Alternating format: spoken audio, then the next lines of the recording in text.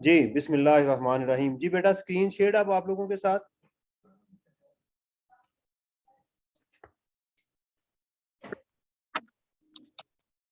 बेटा screen share आपके साथ, स्क्रीन शेयर है। ओके, ये था जी। आप कह रहे थे कि वो हमें स्क्रीन जो है वो नजर नहीं आ रही, तो ये है। अब हम इसमें हम क्या करने लगे, इसकी कैलकुलेशन करने लगे हैं। ये यहाँ से मेरा ख्याल स्क्रीन स्क्रीन हमारी स्टक हुई थी, तो ये हमने इसमें क्या कर दिया, ये कैपिटल गेन को हमने इसमें ऐड कर दिया। इनकम फ्रॉम प्रॉपर्टी आ गई, इनकम फ्रॉम सैलरी आ गई, डिडक्टेबल अलाउंसेस को माइनस किया, टैक्सेबल इनकम तक आ गए, शेयर फ्रॉम ओपी को ऐड किया, तो यहाँ हम आ गए। अब बेटा देखिए करना क्या है। अब टैक्सेबल इनकम में जाके सबसे पहले आपने टैक्सेशन करनी है। जब एग्जाम में taxation with share from AOP हो तो क्या करते हैं कि डबल स्टेप लेना है। सबसे पहले तो ये फैसला करना पड़ेगा ये सैलरीड है या नॉन सैलरीड है। तो आपने जो सैलरी इनकम है उसको इस पर डिवाइड करना है, इस अमाउंट के ऊपर, राइट। जो हमारी सैलरी है ये वाली अमाउंट, शेयर फ्रॉम एओपी के ऊपर जो अमाउंट आ रही है after separate block of income, इसके ऊपर आपने डिवाइड करना है। एग्जाम में वर्किंग शो करने की जरूरत नहीं है। आंसर क्या आ रहा है? 0.94। तो सैलरीड है।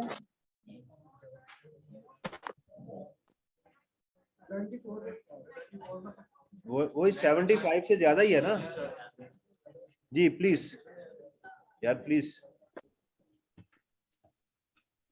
इसको हम लिखेंगे सैलरीड केस। ये सैलरीड आ गया। अब लेकिन ये रेट किसके ऊपर अप्लाई होने हैं? इसके ऊपर। अब रेट्स देखें सैलरीड के।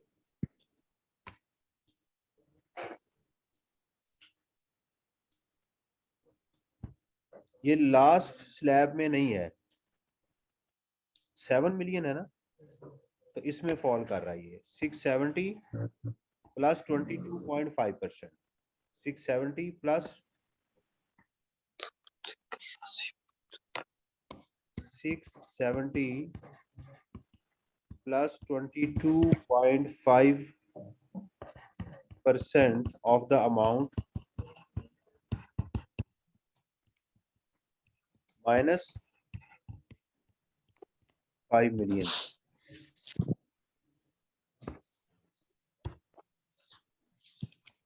जी एक मिनट ठहरिएगा, मैं यहाँ 11 एक मिनट है, 11 ये टैक्स नहीं है। जब शेयर फ्रॉम एओ भी होगा तो याद रखें ये टैक्स नहीं होता, ये टैक्स नहीं होता। इसको अब लिखना आपने दोबारा 11,25766 डिवाइडेड बाय ये टैक्सेबल इनकम, ये डिवाइड करेंगे 702562 मल्टीप्लाइड बाय, अब वो जो शेयर इनकम थी आपकी बिफोर शेयर फ्रॉम एओपी, ये वाली इनकम यहाँ आएगी 4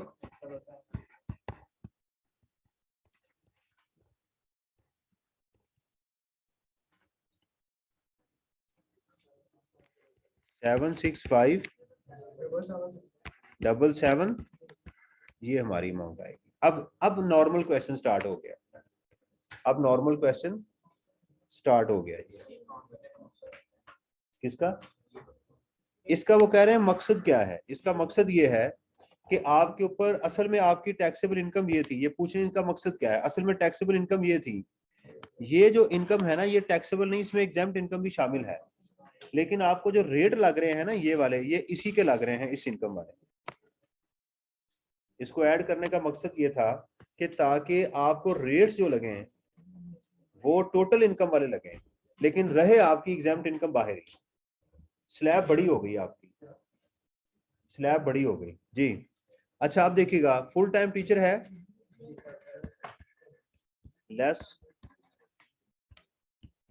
फुल टाइम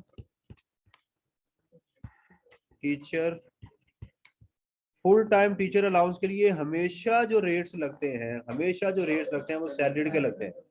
कौन से लगते हैं, और वो सैलरी पे लगते हैं। सैलरी इनकम कितनी है आपकी,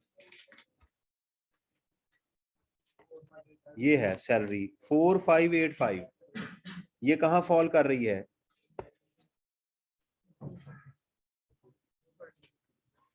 ये यहाँ फॉल कर रही है 370 प्लस 20% में, 370 प्लस,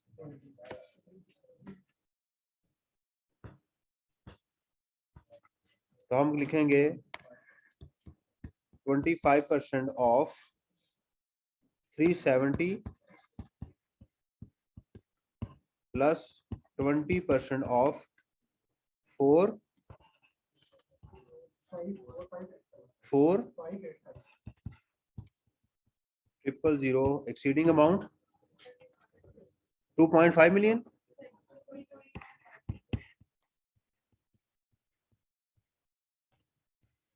ये असल में सारा क्या है, ये सैलरी का टैक्स है, ये क्या है सारा, यानी इस अमाउंट का टैक्स है, उसका 25% आपको रिबेट मिल रहा है 146,750। कोई फॉरेन सोर्स इनकम है, नहीं है, माइनस कर दें। अगर फॉरेन सोर्स इनकम होती तो उसको भी माइनस करते।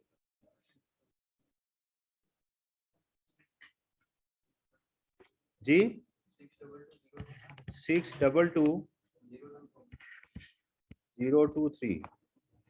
अब देखिएगा इन्वेस्टमेंट इन शेयर है, लाइफ इंश्योरेंस वो भी है, दोनों में से कोई एक लेनी है,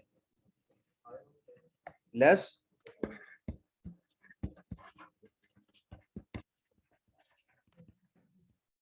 इन्वेस्टमेंट इन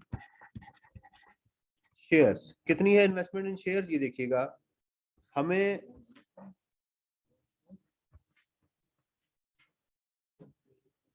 फिर यहीं आ गए, उसको 10% राइट इशू मिले थे, 10 रुपए का एक शेयर, एक ये चीज आ गई।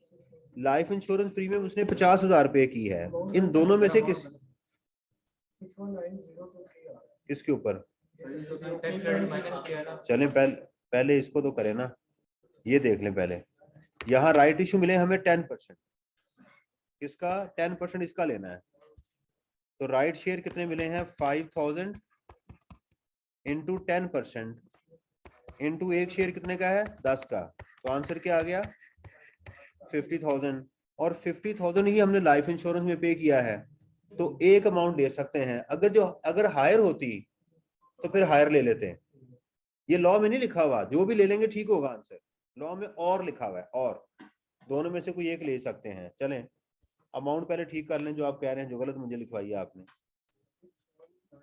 कौन सी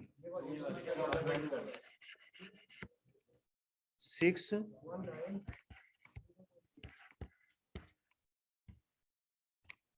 इन्वेस्टमेंट इन शेयर कितनी है देखिएगा, 5,000 शेयर थे ना, कंपनी लिस्टेड है, राइट इशू में आप ओरिजिनल अलॉटी होते हैं, 10% आपको राइट मिले, एक शेयर 10 रुपए का था, तो क्या हो गया, हाँ जी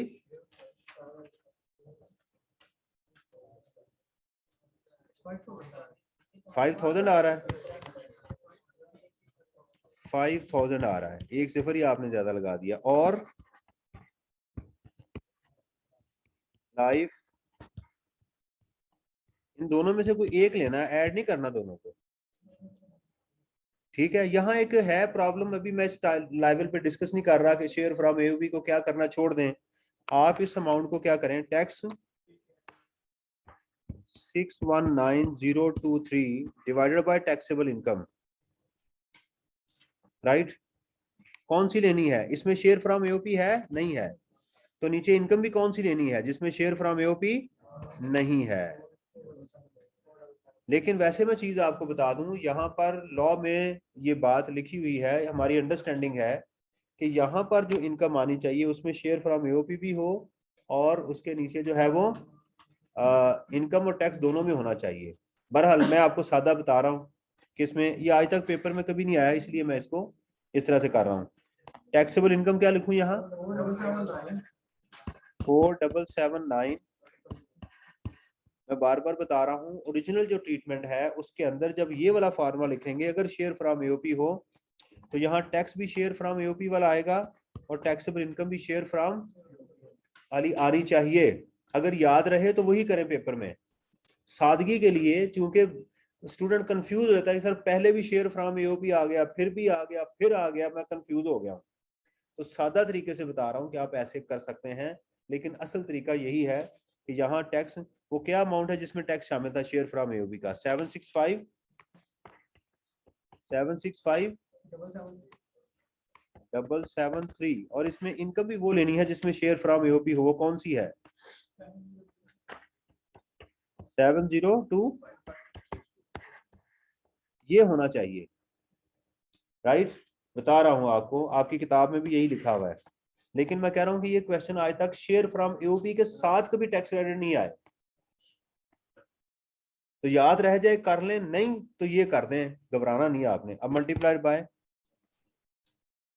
डोनेशन कितनी, 50,000, विद इन लिमिट है ना, डोनेशन 30% ज्यादा नहीं होनी चाहिए, तो आप यहां लिख दें with in limits, with in 647। अच्छा जी, अब देखिएगा इन्वेस्टमेंट डोनेशन है, इसने डोनेशन दी है किसी को कि नहीं, कैश में दी है, उसको नहीं लेंगे। और कोई एडवांस टैक्स है, मुबारका लें जी।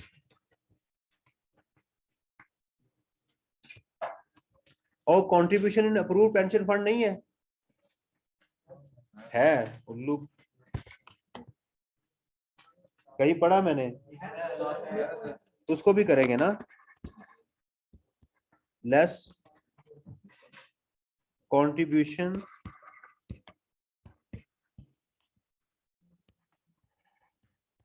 इन अप्रूव्ड पेंशन फंड, ये क्वेश्चन में गिवन थी, ये सेम फॉर्मूला आपने रिपीट करना है, 619023477900 मल्टीप्लाई बाय कितनी थी अप्रूव्ड पेंशन,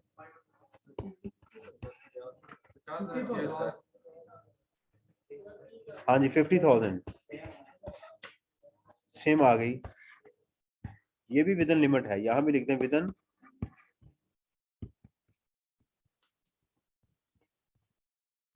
647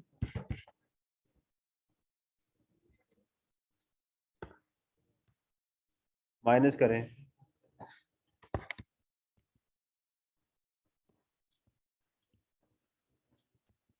जी 60, पहले 60 लिखूं, फिर ये लिख दिया। अब इसमें से लेस कर दें एडवांस टैक्स, वो कितना है जी,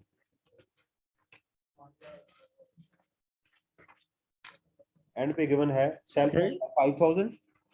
सर इन्वेस्टमेंट इन शेयर्स के लिए एवरेज रेट फाइंड नहीं किया, इन्वेस्टमेंट आपको तो एवरेज लगाना था ना टैक्स क्रेडिट में। मैं बताता हूँ अभी आपको,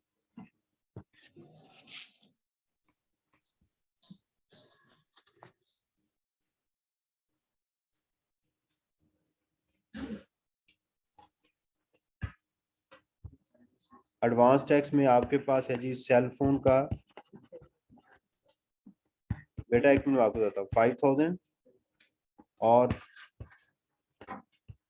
सैलरी के ऊपर 50,000, इसको लिखेंगे टैक्स पेएबल विद रिटर्न,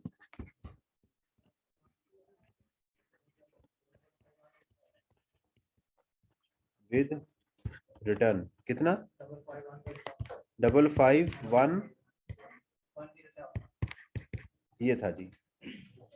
इनका एक सवाल है, सुन लीजिएगा, इन्होंने कहा कि सर यहाँ पर जो इन्वेस्टमेंट इन शेयर है उसके ऊपर मैंने टैक्स क्रेडिट नहीं लिया, लॉ ने इन दोनों में से और लिखा हुआ है, आप चाहें तो 5,000 पे ले लेते, चाहे तो 50,000 पे, तो मैंने 50,000 को चूज कर लिया, 5,000 पे भी ले लेंगे तो लॉ ने मना नहीं किया हुआ जी। जो मर्जी ले लें, लेकिन एग्जामिनर ने हायर वाला लिया हुआ है। सर इसको जरा जूम आउट कर दें।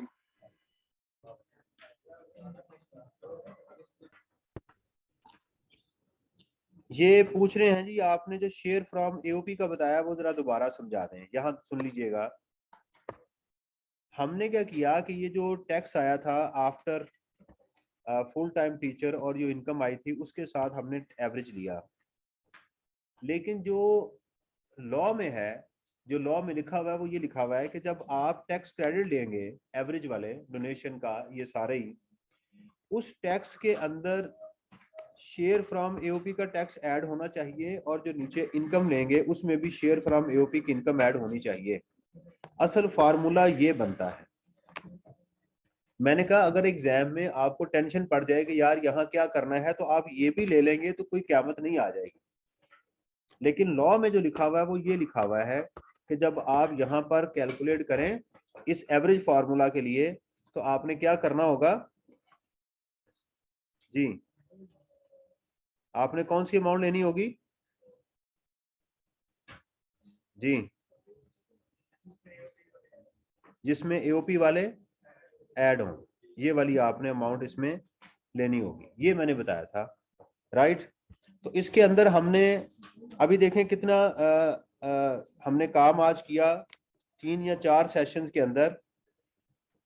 एओपी की टैक्सेशन कर ली, मेंबर आ गया एओपी का, टैक्सेशन एओपी की आ गई, 113 सेक्शन आ गया, share from AOP, salary, business, property, capital gain, ALV आ गया, एम्प्लॉय शेयर स्कीम को कर लिया, ब्रॉड फॉरवर्ड लॉसेस को कर लिया, इनएडमिसिबल एक्सपेंसेस, डिप्रिसिएशन की कैलकुलेशन नहीं आई, फॉरेन टैक्स क्रेडिट आ गया, डोनेशन आ गई, डिडक्टेबल अलाउंसेस आ गए। तो इसके अंदर इस एक छोटा सा क्वेश्चन था जिसके अंदर हमने अल्हम्दुलिल्लाह काफी चीजें इस तरह की। दोबारा बोलिएगा। एक एम्प्लॉय है, उसने लोन लिया हुआ है एम्प्लॉयर से। सर बुक में क्वेश्चन नंबर 10 में, चैप्टर नंबर 10 में क्वेश्चन है जिसमें एक एम्प्लॉय ने अपने एम्प्लॉयर से लोन लिया है। ठीक है। तो उस लोन से उसने एक घर यानी कि बनाया और उस घर को आगे उसने कर दिया यानी कि रेंट आउट कर दिया है। ठीक है। तो अब इस तरह होना चाहिए था कि यानी कि उसका जो ट्रीटमेंट है वो सिर्फ इंटरेस्ट माइनस होना चाहिए था इनकम फ्रॉम प्रॉपर्टी में से। हाँ जी। तो लेकिन बुक में उन्होंने ट्रीटमेंट किया कि 10% उसका लेके सैलरी में ऐड किया हुआ है, फिर वही जो इंटरेस्ट है जो 10% है वो इनकम फ्रॉम प्रॉपर्टी से माइनस किया हुआ है। सर ऐसे ही इसके होता बारे है, से बता ये दें। डबल ट्रीटमेंट होगा। अगर आपने लोन लिया, अगर आपने बेटा लोन लिया और लोन लेके आपने किसी जगह इस्तेमाल कर लिया, तो सैलरी में तो कंफर्म ट्रीटमेंट होगा अगर है तो। ये सेपरेट चीज है। अगर आपने लोन कहीं और यूज किया तो वहां माइनस भी होना है। अगर वहां से माइनस नहीं करेंगे तो ये डिडक्टेबल अलाउंस बन जाएगा आपका, अगर आपने लिस्टेड कंपनी से लोन लिया हुआ तो। ये डबल मींस के अगर होगा इसका। सर अगर लिस्टेड कंपनी से लोन लिया हुआ है और उससे यानी कि घर लेकर प्रॉपर्टी यानी कि आगे रेंट आउट कर दिया है, तो तभी 2 ट्रीटमेंट ही होंगे, एक नहीं डिडक्टिबल अलाउंस और एक। नहीं, फिर आपकी मर्जी है, डिडक्टेबल अलाउंस वहां से माइनस कर दें या इनकम फ्रॉम प्रॉपर्टी का एक्सपेंस ले लें, दोनों में से कोई एक चीज कर लें। Yes sir, thank you so much sir. जी वेलकम।